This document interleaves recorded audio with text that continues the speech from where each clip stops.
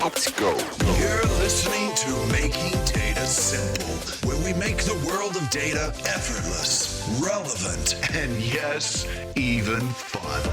Podcast listeners, Al Martin here. Thank you. You made your way back. I appreciate it. Hey, I appreciate the producers as well. I never thank them enough. And I've got to thank Kate Main and I've got to thank Steve Templeton. They do a terrific job.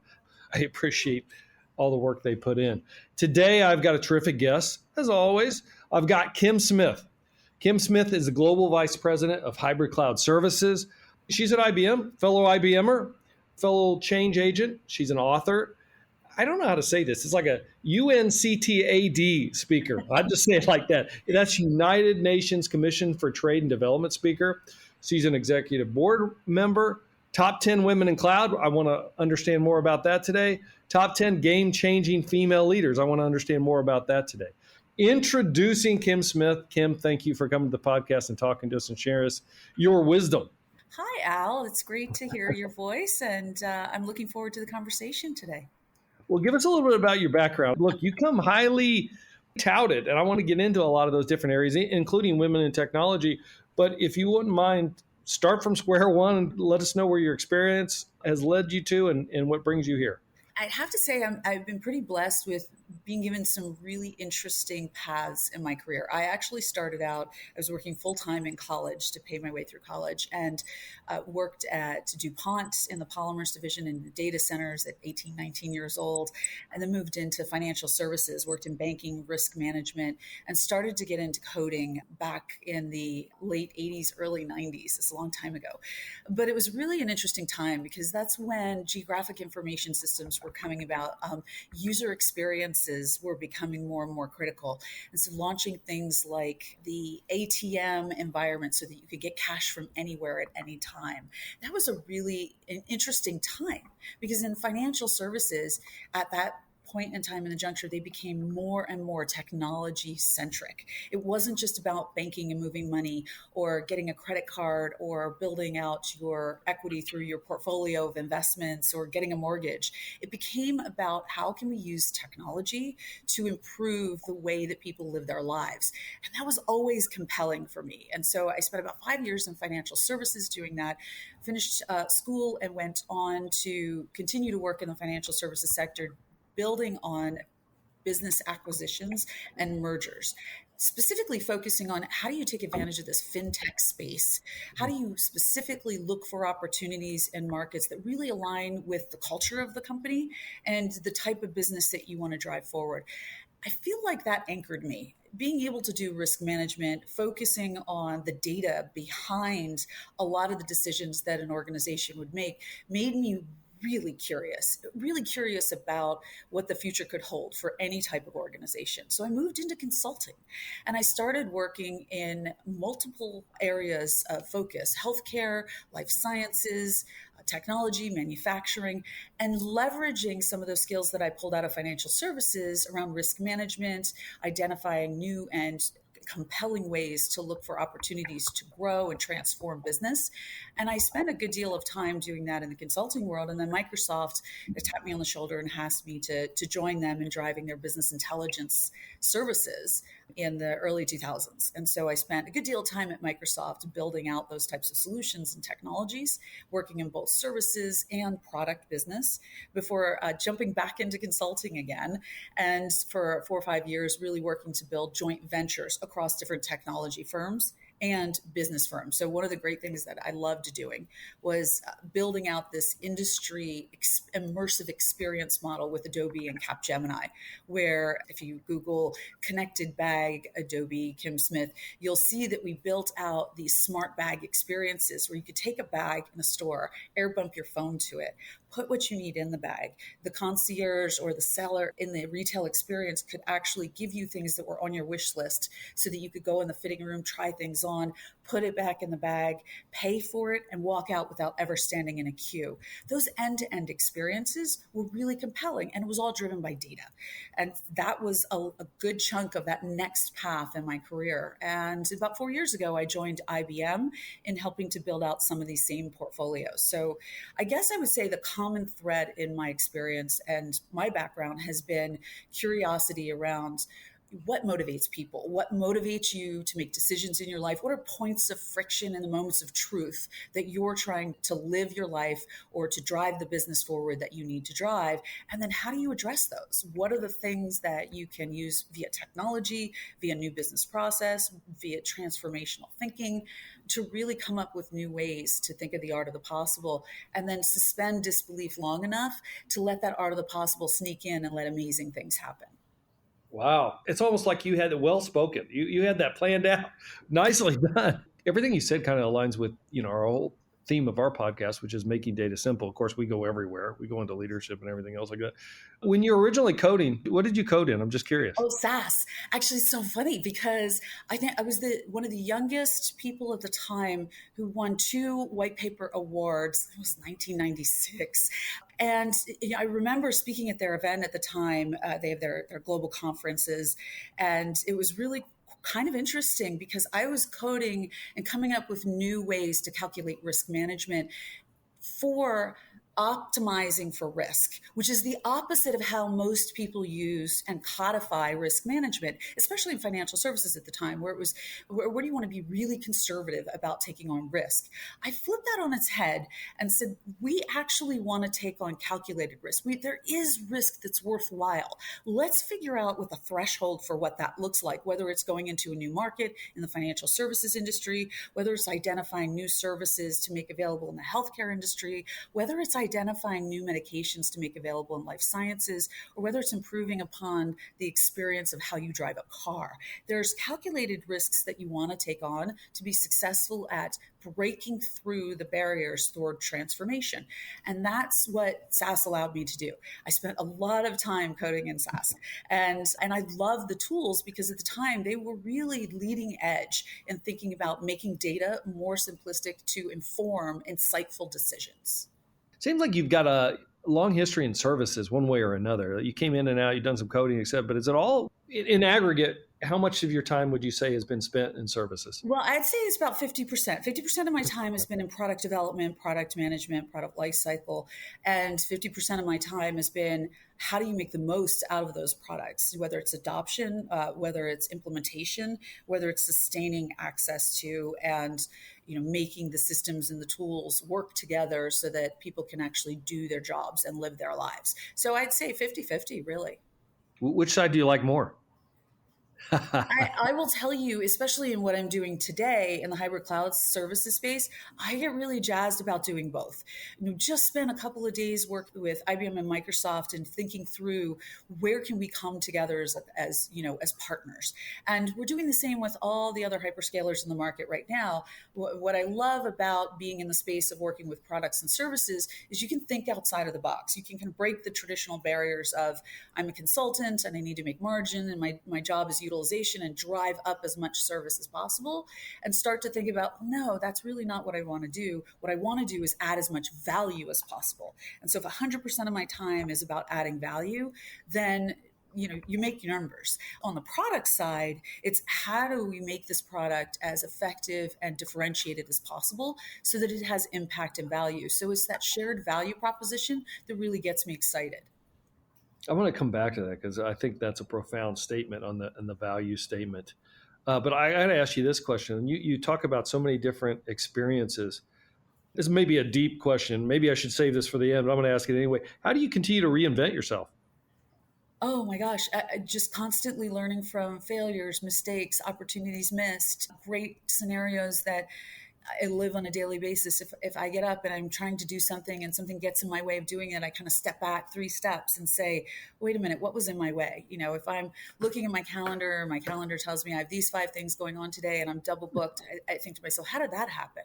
What are the 3 things I can do to make sure that doesn't happen again? So I spend a lot of time. I almost feel like, my internal algorithms and compute scenarios are around those calculated risk scenarios where I'll say, what's the best use of my time and my energy, and how can I critical path this in a way that I can maximize the outcome that I want to drive? And it's not just about the results, it's about the experience. How do I want to feel today? What do I want to do? How can I add value to other people's lives? And that finds its way into how I can codify that, so to speak, in my job. And I think starting out early in engineering and business process and that marriage of those two things has really allowed me to apply that to say, okay, how do I come up with new ways to think outside of the box? Nicely done. I can see why you're a keynote speaker. Well done. All right, so let's come back. So as we talked like a couple of minutes, we only talked like maybe 3 minutes before we jumped onto the podcast. So you get this stuff live.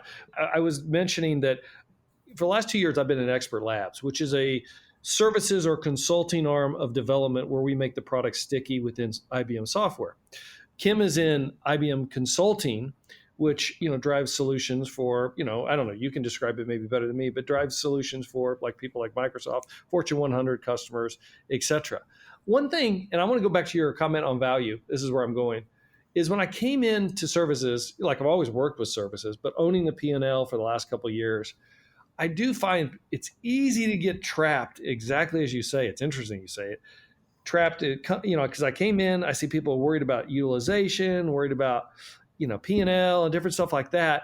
But at the end of the day, it's all about value and how much value you're going to bring to the table. So when people are coming to me with like pricing approvals and stuff like that, price is going up, is going down. That's all I'm asking is value. What value are you're bringing? You're taking away. And anyway, sometimes people can get in that trap. It's great to hear you talk about value. I'd like you to, if you could say more about that and what you've done in the organization to help drive value, because I think it's critical to success. In large scale organizations and in small scale organizations, it's really easy to get caught up in the bottom line or the end results that we're trying to achieve. If we don't identify multiple paths to get there that work for the people and the processes and the relationships that drive that acceleration, then we'll never get to the velocity that we need to achieve those results. Recently had a great conversation with some of the Gartner analysts about some of our growth trajectory and potential. And I know for a fact we can do more. I know we can reach higher and we can stretch further. But I also know it's been a tough couple of years for a lot of people. And we can't lose sight of the fact that people really do matter. And what's going on in people's lives has become ubiquitous with how they do their jobs for every one of us. And so every day I have to get up and think about that bottom line. And at the same time, I ask myself questions about how people are doing, how my team is doing, how my leadership is doing, how their families are doing. And when I can connect the person and the experience and the relationship to the results, then I do a better job of focusing on the right things. If I spent all of my time hammering my teams on the numbers, that would be so draining. I just don't think that that's what hearts and minds get connected to. People don't get up in the morning to say, I'm going to go make revenue today. I mean, that may be the end goal, but yeah. Right. And they don't get up in the morning and say, well, maybe they do. How do I explain that I didn't hit this number or that I need these 5 things to hit my number? We each do this. We step back and say, okay, well, I know these barriers are in my way, but how can I work around them? And how can I try to solve for this? And oftentimes as leaders, we can get caught up in, I don't care how you do it, just do it. And that's the wrong attitude. How you do it matters just as much as what the end result is, because you learn from those experiences and you can reuse and scale and amplify the successful path forward once you understand what motivates people and what motivates the organization as a whole to be set up for success. And that just comes down to good vision, good leadership. And quite frankly, if I'm not removing roadblocks for everyone I work with on a daily basis, then I'm not adding value. Great. So what is your role in IBM Consulting today? How would you describe it? So I lead the relationship between our hybrid cloud services organization as a cloud platform leader for Microsoft around Azure, which is applications and infrastructure within a hybrid cloud.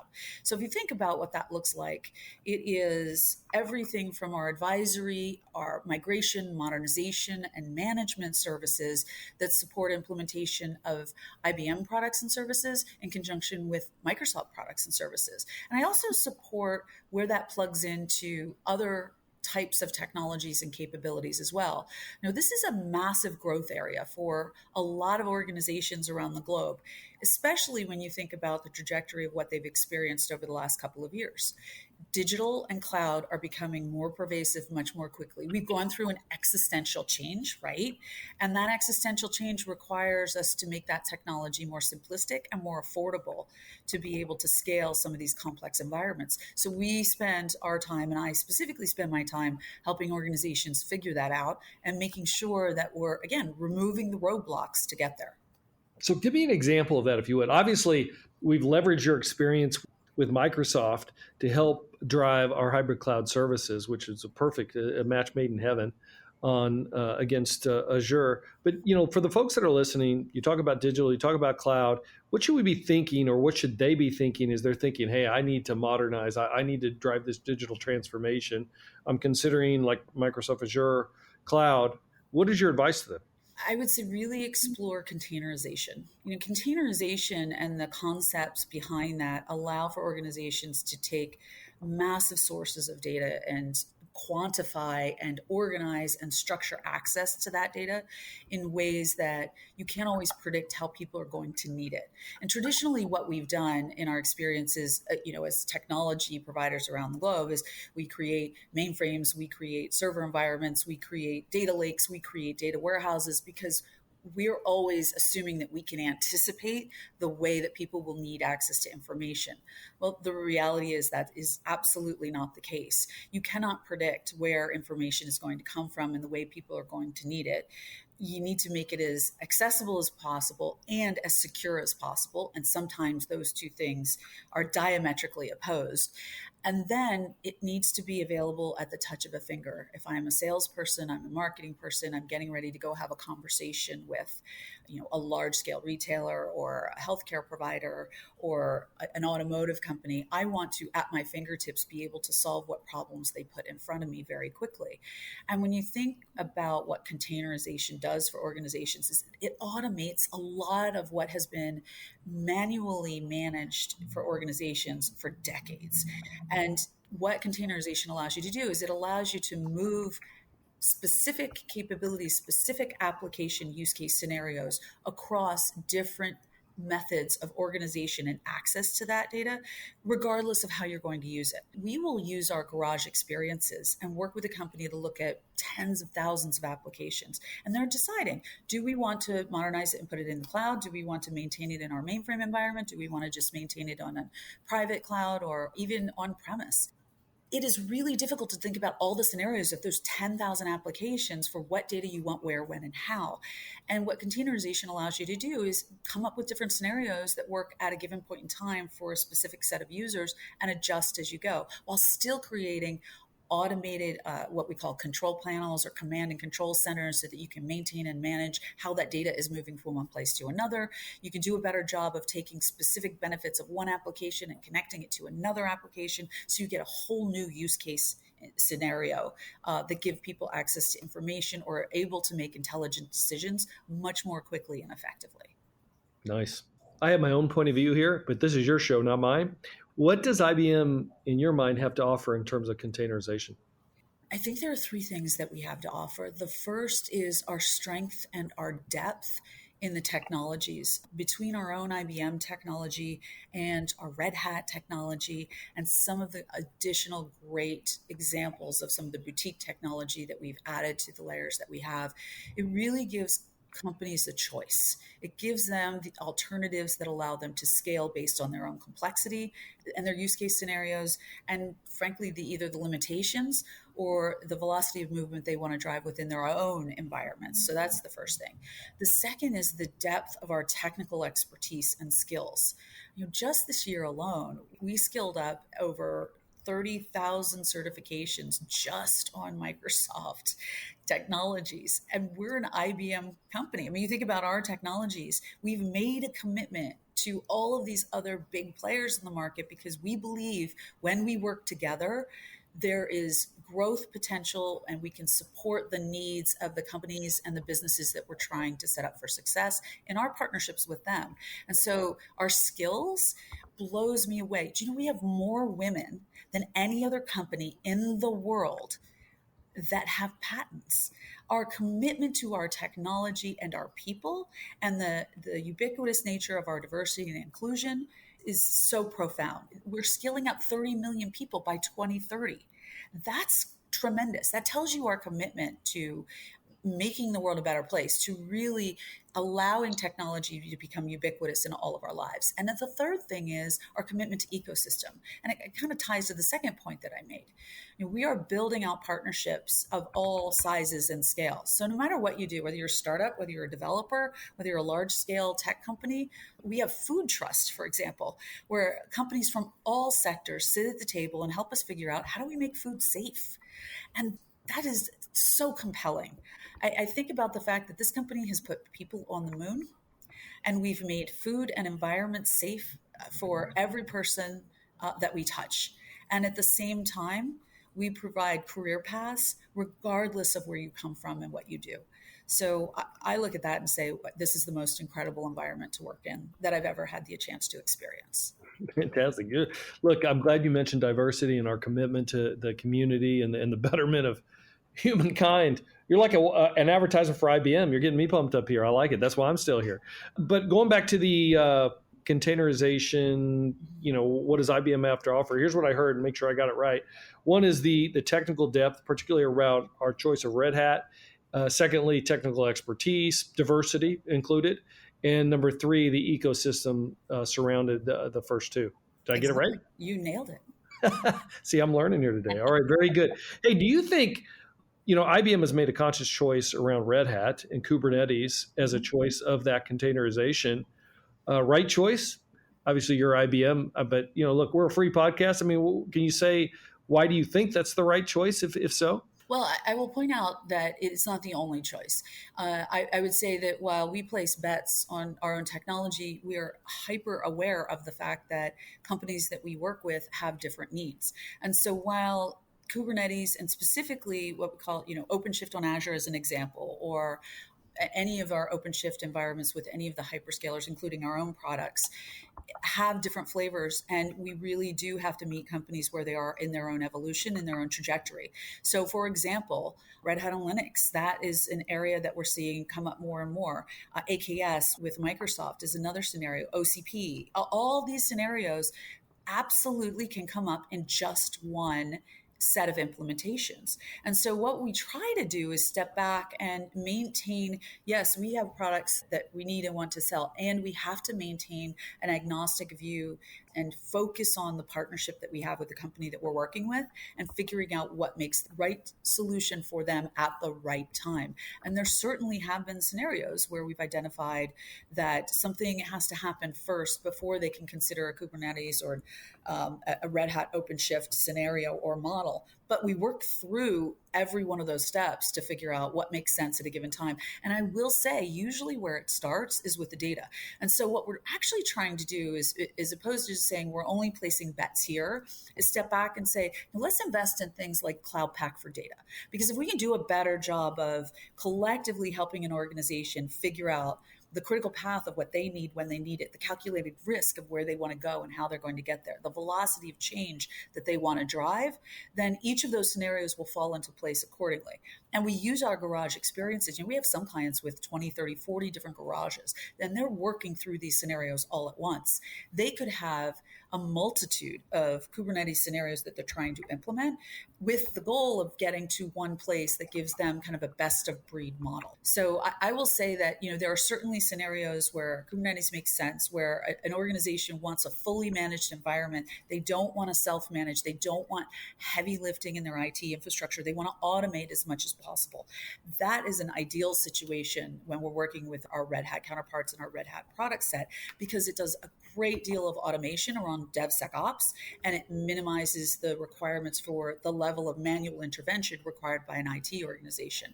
And a lot of companies aren't ready for that right out of the gate. So we have that kind of stair-step process that we can work with them to figure out what makes sense at the right time, and quite frankly, for how they want to run their business.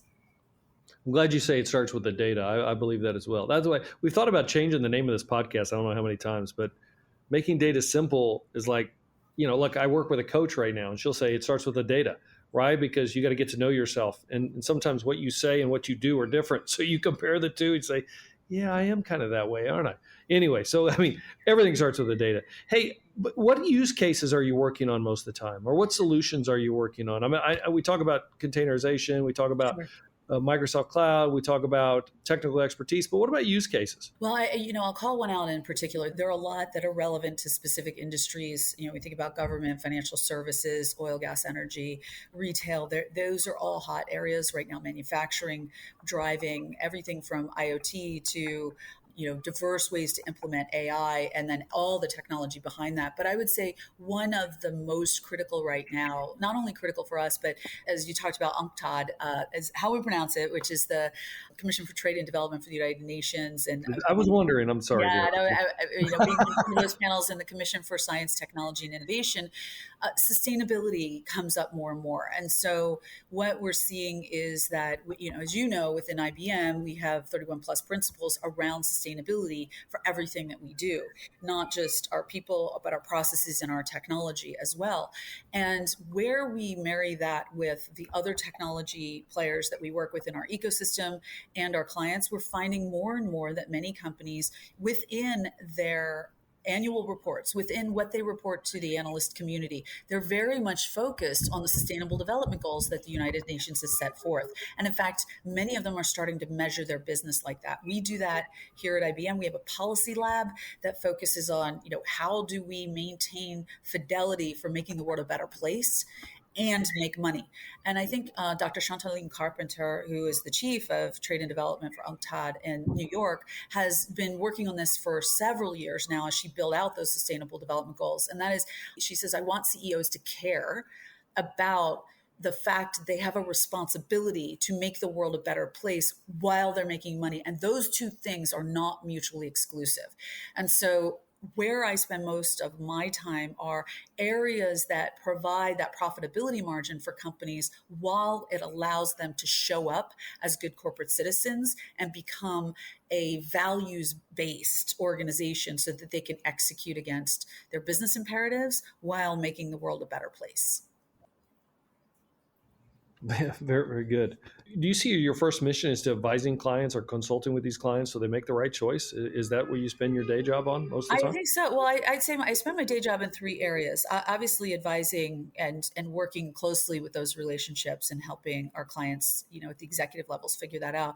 But building our teams so that we can execute against this. This is new ground for a lot of companies, and so we are blazing trails, and we're just trying to make sure that we actually pave the way and aren't creating dead ends. So I spend a lot of time with our teams figuring out this is really important, and if we're going to build out a new way of driving an open shift model with a client in a specific industry, then how does that scale into another industry? Kind of blurring the lines between sectors so that we can improve upon what we do. And the third area is, really engaging and building those relationships within IBM and our ecosystem so that we can improve what we do. That closed loop feedback is extremely helpful. And I have to take it in and then I have to share it so that we can all improve where we are and where we go and how we get there.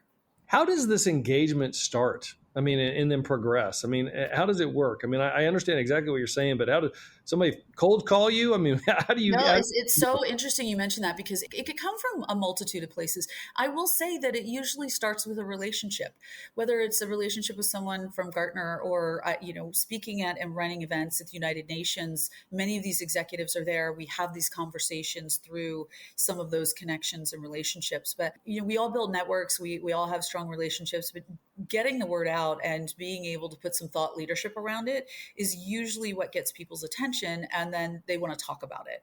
I don't get a lot of cold calls per se, but I do get a lot of referrals where someone's talked to someone and they know that this is an area of focus for us as IBM, or they know that I've worked with other technology areas and want to get a perspective on things. I would also say that we have a very strong and deep set of relationships with hundreds and hundreds of companies around the globe that we've been working with for 30, 40, 50 years or more. And we've been involved in multitudes of transformations with and for them. So those relationships that our account executives have, that our technical teams have, usually are where that starts. We build credibility based on where we've been in our incumbency, and then we grow and we scale and we transform with companies from there. You've mentioned a couple times in this podcast already, and by the way, podcast is probably another way you can get the message out. But There you go. yeah, you've mentioned a couple times the garage experience. Mhm. Why is it important? How do you use it, or how does IBM use it? It's so compelling. Having worked with so many technology companies and organizations that build innovation labs, that build innovation exchanges, having built them myself at multiple companies, what I find most compelling about the garage experience is that it is driven by and led by an organization and the commitment and the trajectory that organization wants to implement and accept and adopt change. So, what ends up happening is we start from a place of design thinking. And design thinking really anchors you in the art of the possible and what could be, not where you are. Thinking outside of the box through a design thinking method and framework, there's a significant piece of it that's psychological. It requires us to rewire our brains from where we think we can go to not having any assumptions, to walking in and being a completely growth mindset individual as you're working through the scenarios for your business. And then from there, we work our way back into, where are we now and what's it going to take to get from that art of the possible of what you think can happen versus, we've got all these things in our way to get there. And we use some pretty incredible techniques to figure out, now, where are the leapfrog opportunities? Where's kind of the back to the future where you can just kind of zip through and get to a place of, hey, all those blockers just go away. If you jump over A, B, C, and you do this, that, and the other, then, a perfect example is we'll bring in startups where a company may not have had a solution in a given area. Let's say packaging foods and products and pushing them out the door in a way that competes with one of the biggest, I will say, marketplaces that are on the planet today, right?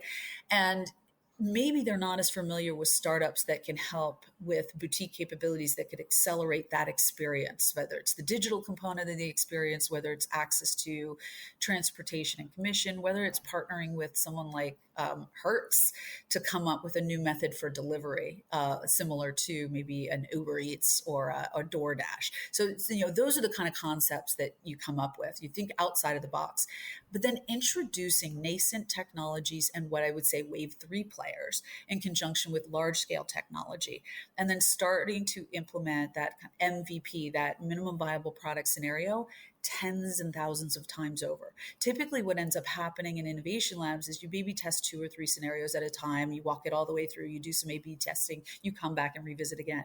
We do it at much bigger scale. And so what that does is you check in on so many scenarios at once, and then you start to look for patterns in those scenarios. What we offer those organizations is that's the environment. We set up the environment, we orchestrate, we engage with them, we provide the technical expertise, but they own it.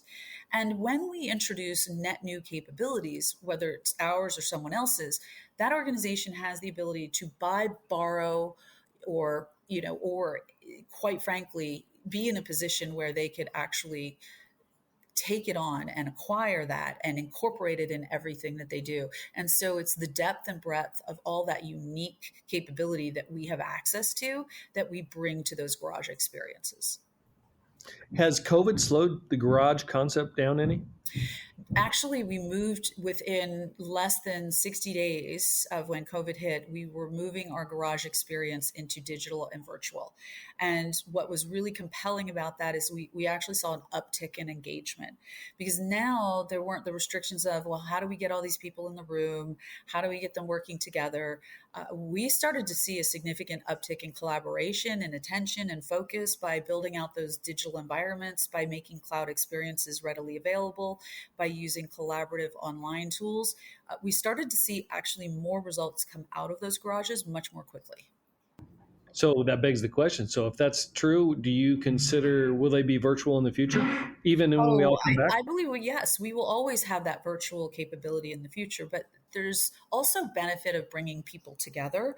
And so we're hopeful, and in some environments that is already happening, where having that physical experience is not a bad thing, especially when you're dealing with commoditized products that you want to get your hands on and you want to actually touch in conjunction with some of the digital capabilities. So I think the hybrid approach is the approach that seems to work very well. You can kick off with some of the virtual, you can move into a real physical experience, you can maintain through that virtual experience and scale it more readily. but there's no reason why we can't do both. So what I'm hearing you say is, so we would start with like a strategy dialogue based on use case, by example. We would bring that in perhaps to a garage environment, probably virtual today, where we would do a design thinking session and then progress that to, I don't know, proof of technology, proof of concept, demo it, and then you're off to the races. There's a differentiation between strategy and design thinking. Strategy assumes that you've got a goal and you're going to go after that goal. Design thinking says you're really going to rethink what your aspirations could be versus limitations you might be setting on yourself today. Does that make sense? Did I Makes lose you sense. there? Good distinction. No, I'm glad you say. I'm also glad you mentioned growth mindset. I'm huge on growth mindset. I love that book. It's what, there's so many books that change your life. I define a book that's changed my life if it changes me. In other words, it changes my behavior day to day. That Mindset by Carol Dweck is one of those books.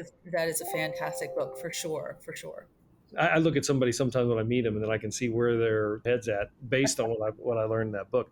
Hey, so we're heading to the new year, and I think this all kind of culminates into, as we head into 2022, which is freaking amazing to begin with, but heading into 2020, what do you think the top technology trends are going to be? I'm going to step back and answer that in two ways. The first, I'm going to start with the trends that are going to impact and influence the type of technology, and then I'll talk a little bit about the technology. One of the things that we've really seen, and I specifically have experienced as a leader, is the fact that this concept of dynamic delivery, it really facilitates seamless collaboration regardless of where you are. Never ever has it been as important as it is today for us to be 24/7 available. I have teams all over the world, as you do as well, I'm sure. And in order to create that concept of seamless collaboration, we talked about the garage a little bit, we have to think about things like that are influencing every organization, every person on the planet. Things like contactless delivery, things like the fact that we now have humans fully immersed in the network and the technology, that looking at shifting to personal accountability in how we implement and think about technology, because virtual leadership and engagement becomes important. We have to set global talent standards in a completely different way. We have to have ubiquitous knowledge management and interconnection of our digital knowledge, platforms and processes at levels and scales that we never had to have before. And then foundationally, we have to think about the fact that if we don't have resilient and scalable infrastructure, if our platforms aren't pervasive, no matter where you sit, no matter where you live, no matter where you're doing work, and we're not embedding security and privacy in everything we do, then the technology will fail. It will not meet the needs of the world and where we are today. And so I would say that, it is a combination and an amalgamation of the technologies that work best together in an open environment that allow people to do all of the things that I just talked about in a way that's seamless and impactful. There's less tolerance for doing something just for the sake of doing it. There's more focus on what is the purpose of what we're trying to achieve? What will this technology provide me with? And how can I get there across those different areas that I just called out? So I would say that AI with intention, really focus on ethics-based AI. Our own privacy officers have talked about some of this at length, and we've spent a lot of time and energy in our technology in ensuring that we have unbiased AI experiences. That's critical. That is one of the biggest areas of investment to think about. The second is the marriage of cloud with data and making sure that we're taking a look at business transformation services that are informed by hybrid cloud experiences, because not everything is going to go into cloud 100%. And if we don't embed the right security and privacy practices, then there's a good chance there's going to be a breach. And we've seen a lot of breaches in the last 18 months that we never would have expected, right? So I would say, those are the areas of focus. And some of the technologies I would say are obviously the OpenShift technologies. We're seeing more and more focus in those areas. We're seeing much more focus on, as we talked about, data and AI, and some of the boutique capabilities around AI experiences that are very relevant for specific business use cases like sustainability.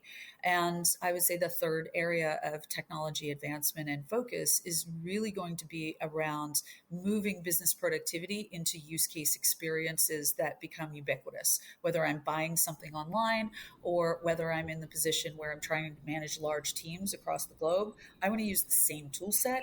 I want to use the same, way to collaborate so that who I am as a person becomes a 360-degree view of how I spend my time and what I put my energy toward. Very good insight. Any predictions in 2022, technology wise or people wise? You whatever you can make any prediction you want. I think that I would say that we're going to see more and more technologies coming together to solve for immersive experiences. Gone are the days where there are going to be so many big players staying in one box. If you look at the telco community currently and how they've become the digital concierge for every one of us, we all live and die on our phones, right? And the streaming experiences that we have and the partnerships that have come together to make that possible, it blurs the lines of industry and sector. That is going to continue to happen. That is how organizations are going to transform themselves and future-proof where they need to go. So I think we're going to be more and more interestingly, pleasantly surprised by a company moving out of a box we thought they were in and expanding into others to become a lead player in a whole new world. I think that's a good prediction. The integration today, you think it'd be solved by now, but we're just scratching the surface, right? And I think if anything COVID's done is put us into the virtual world. Everything does have to work together. So I think it's improved those technologies, but really put the importance on that integration. Every client that I meet with, and you said it earlier, is working on a 360-degree view. At IBM, we continue to advance our own 360-degree view to better our customer experience. I think that 360-degree view is like the strategy, the design point that everybody's marching to, at least as far as I can tell. Alan, I think that leads to another point, which there's no tolerance for arrogance in the tech world anymore. There just isn't. And I think that having humility and a humble perspective on servant leadership and what it takes as a technology provider to enable and empower is really where people's heads are. And gone are the days where you see the big players fighting for market share in such an aggressive way that it's it becomes beholden to the individual who runs the company. There's no tolerance for that anymore, and frankly I think that's a good thing. I totally agree. That's a good tweetable set. No tolerance for arrogance in the tech world. I love it. Nicely done, Kim. I do want to ask you a couple questions on top 10 women in cloud, and I want to get to that in the last 5 minutes. So Sure. In terms of doing so, anything that I missed, though, on the IBM Consulting, the gig right now that I didn't ask, that you say, well, I wanted to get this out. I got to say this. No, I would just say that we are so excited about what the future holds and the strength of this part of our company and how we're coming together with not only with our IBM product teams, but all of our ecosystem partners out there to just be there and help our clients in providing more value and think about the future of where their business is going. And so those partnerships are just so critical to our success. I'm just excited to be here. Yeah, very good. You and me both. Say more on the top 10 women in cloud and the top 10 game-changing female leaders. That's pretty awesome. I don't know what to say about that. I feel very blessed for the recognition, and there are so many women and men leaders. I mean, there's just been a multitude of leaders that have led the way for me. I've had my own personal board of directors for 20 plus years now, and they keep me honest and keep my ego in check and help me think outside of the box and improve myself. My daughter does that every day. It's always good to have a teenager to keep you in check as well. Yeah, they'll keep you in check. That's right. I would just say that Women in Cloud is one of the most incredible organizations that I've ever had the opportunity to work with in this capacity. And the reason is the focus is economic empowerment for women-led businesses. And when you think about E-Trade for All, which is what the United Nations has implemented, having countries prioritize diverse businesses in relationships, like if Walmart is going to open a business in Canada, they need to have a certain percentage of their business and their supply chain led by a diverse marketplace. And by setting those standards, what the UN does is it sets the bar for companies to step up. What's great about that is most companies aren't just stepping up, they're redefining what that looks like. And so what Women in Cloud does is it brokers those relationships. It helps set policy in markets. In Washington state alone, finding $1 billion for women-led businesses. During COVID, women were hit hardest in the job sector. I mean, think about what they've had to take on as challenges, what we all have had to take on as families.